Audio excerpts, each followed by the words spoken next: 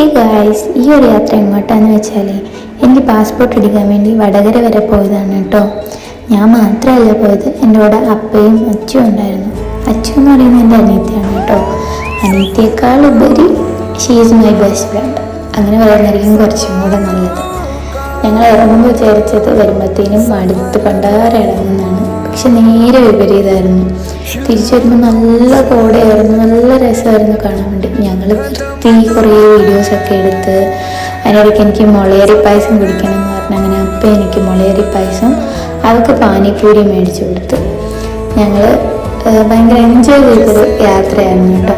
ഭയങ്കര രസമായിരുന്നു. കോടയിൽ കൂടി ഇങ്ങനെ നടക്കാനും ഒക്കെ നല്ല രസമായിരുന്നു. ഞങ്ങൾ അവിടെ നിന്ന് നിർത്തി കുറേ നേരം സംസാരിച്ചു, എന്നിട്ടൊക്കെയാണ് വീട്ടിലേക്ക് പോയത്.